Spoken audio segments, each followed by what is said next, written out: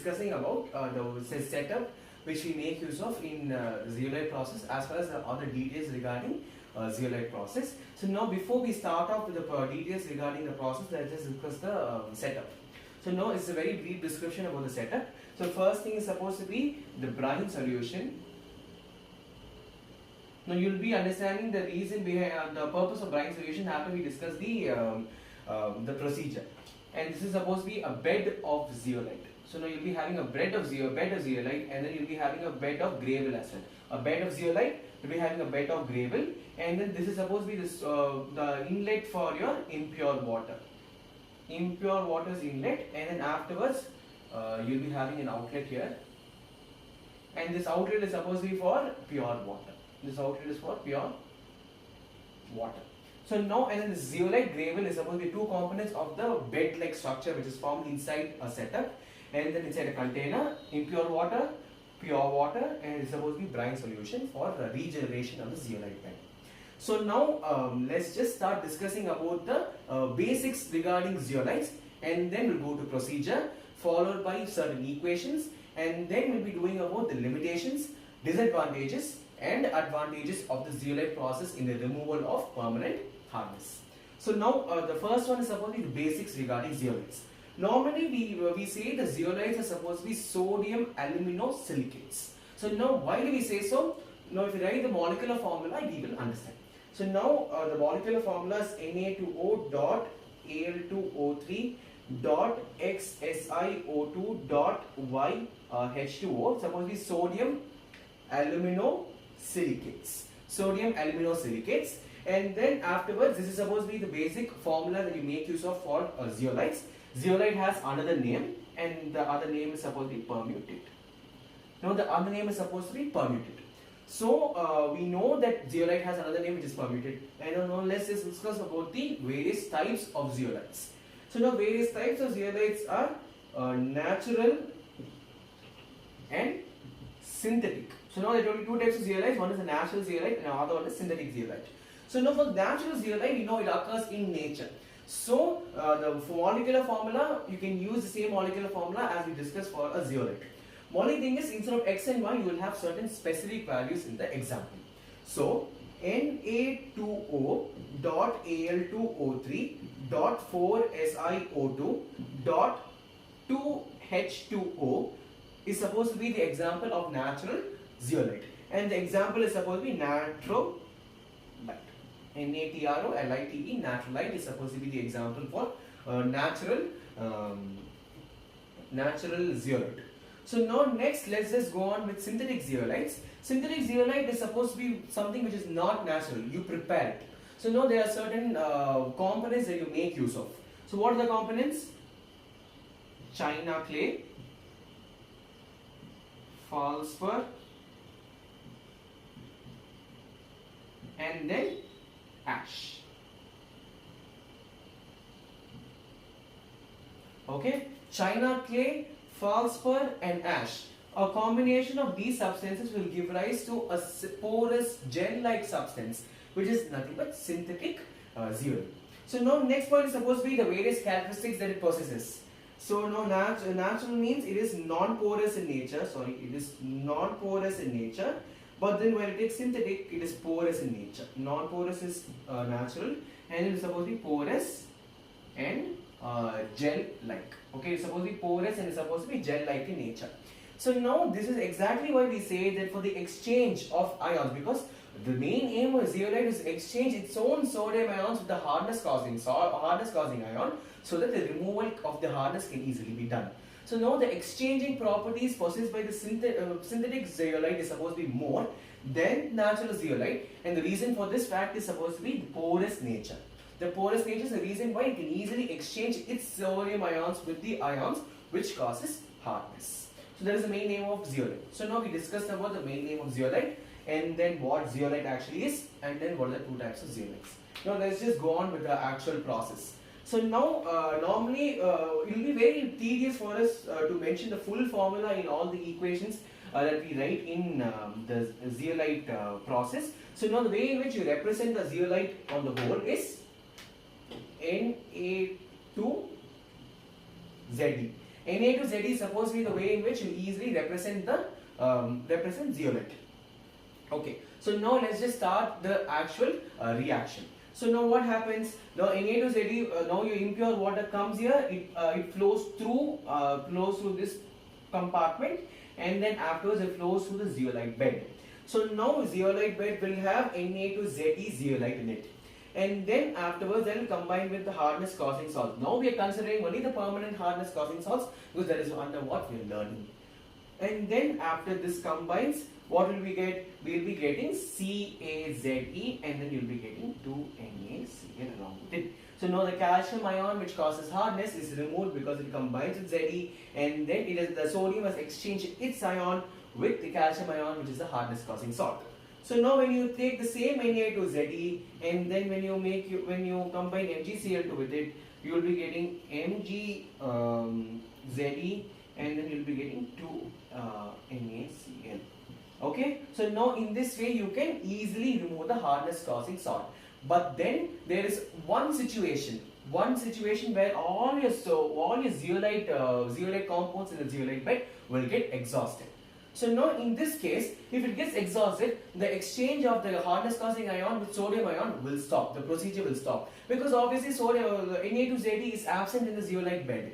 So in that case, you need to regenerate it. You need to regenerate the substance which is already present in zeolite. So now the zeolite bed. So now for this regeneration process, you make use of something which is known as brine solution. So now what is brine solution? Brine solution is supposed to be an aqueous solution of sodium chloride. An aqueous solution of sodium chloride is supposed to be known as brine solution. So now let me just tell you how this plays an important role. Now calcium and magnesium are supposed to be certain hardness causing cations which is stored in their zeolite form. So this calcium in the zeolite form will combine with NaCl, and then is 2. So now you'll be what will you be getting? I think you have to put the 2 here. I'm sorry. So you'll be getting Na2Ze, and then you'll be getting CaCl2. Likewise, in case if it is stored in the magnesium is stored in the form of zeolite, you will be getting Na2Ze, and then you'll be getting MgCl2. So the Na2Ze that you generally need for the process to start or the process to continue will be regenerated by making use of the calcium zeolite and magnesium zeolite. So that is why you make use of the brine solution. So the calcium and the magnesium zeolite which is already formed will flow through this setup and then will combine with brine solution to give rise to Na2Ze in this reaction, and this can be used for regeneration purposes. So now these are the ways in which you can carry out the process which is supposed to be known as zeolite process. So now zeolite process has its own disadvantages, it has its own limitations and advantages. So now first let us just go through the limitations which is involved in zeolite process. So therefore you can easily learn what the disadvantages also are. Whatever the disadvantages are, you can learn that as well. So now the first one is turbid water cannot be treated. So now what is turbid water? Turbid water is supposed to be water which has certain suspensions. Kalanga Tanni, that's what we say in Tamil. So now in turbid water, what happens is certain suspensions will be there. It can be twigs, it can be stones, it can be certain substances which has very low molecular mass. Like for example, clay, silica, silt, a lot of other things which causes turbidity. Okay, so now the water will not be clear in that cases. So now what happens is, if you make use of such water, there will be clogging in the zeolite bed. So what is clogging? Clogging is, for example, if you have certain pore-like substances, if substances with suspended impurities flows through, it will get clogged here. So because of that, your water, the process of purifying water cannot take place with ease. So now in that case only, we say that we cannot use turbid water. So now to avoid clogging, we do not use turbid water. So in that case, what are you supposed to do? Take the turbid water and you should undergo domestic water treatment. So you should undergo either sedimentation, filtration and aeration. A lot of procedures are there which we'll be discussing in the subsequent videos. It is under domestic water supply. Turbid water cannot be treated. Therefore, that is a disadvantage as well. And then next one is mineral acids if present in water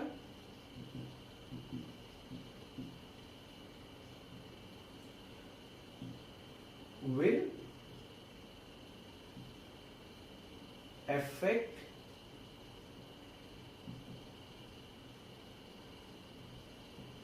so now self-explanatory.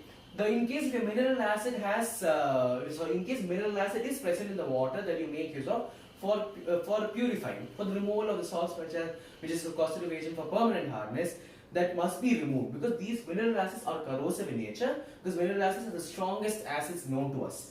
They'll be very corrosive in nature, and then since they're corrosive in nature, it will affect the zeolite bed. It will affect the zeolite bed, so because of that you should always remove it. So in that cases you can treat the water with an alkali, which is a base, for instance. The neutralization reaction will definitely remove what?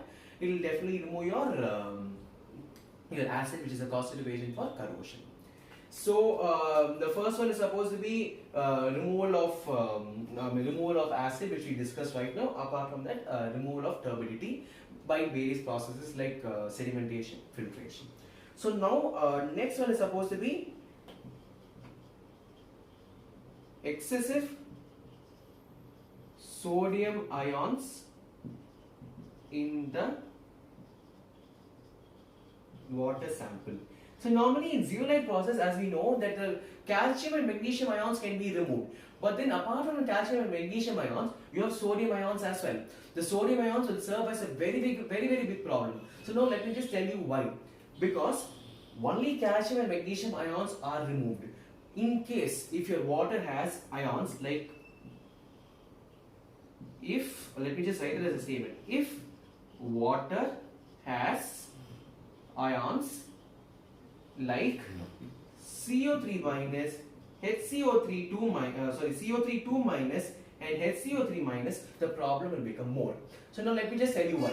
Because as I told you in the very beginning, that calcium and magnesium are supposed to be certain cations which can be easily removed by zeolite process. But then sodium ions cannot be removed, because sodium ions will still be present in water. The amount of sodium salts which are present, which are formed in the water that you make use of during the zeolite process will be very high. The proportion of the sodium salts will keep increasing.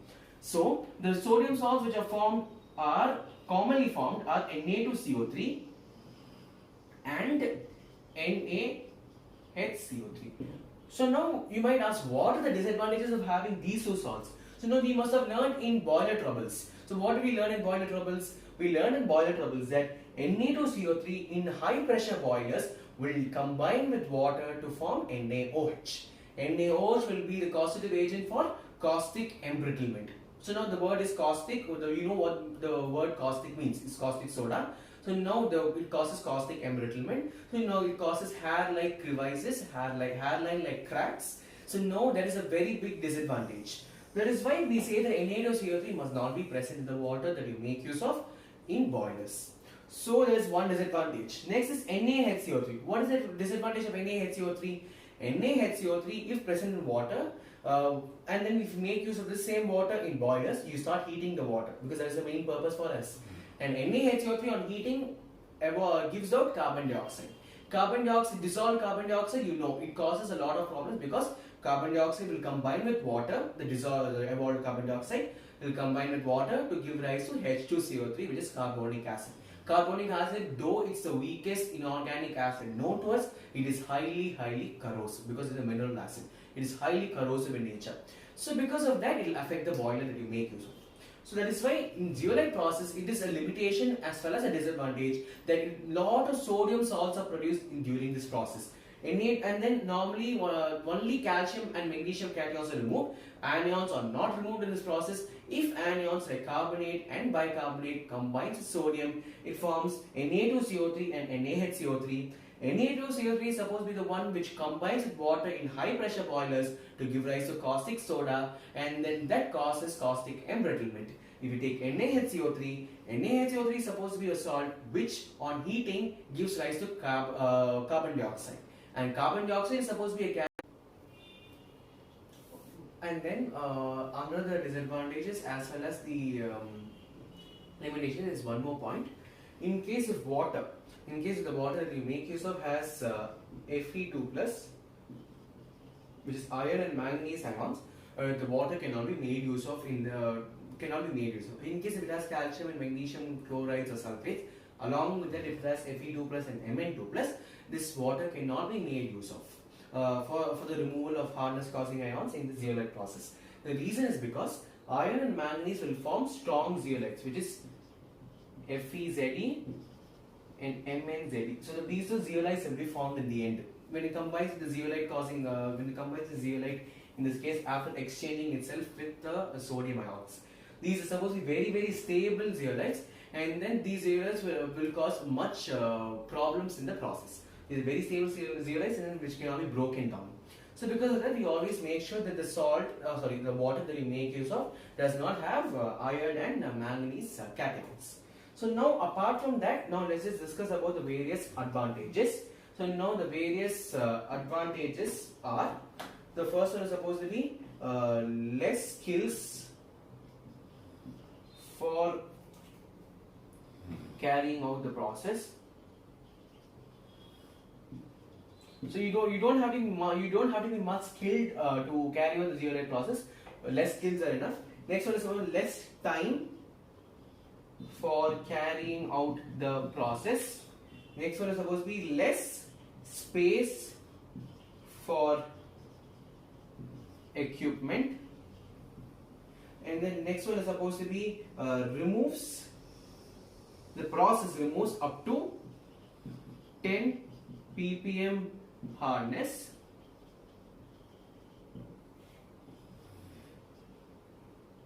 There will be no precipitation of hardness, no precipitation of salts.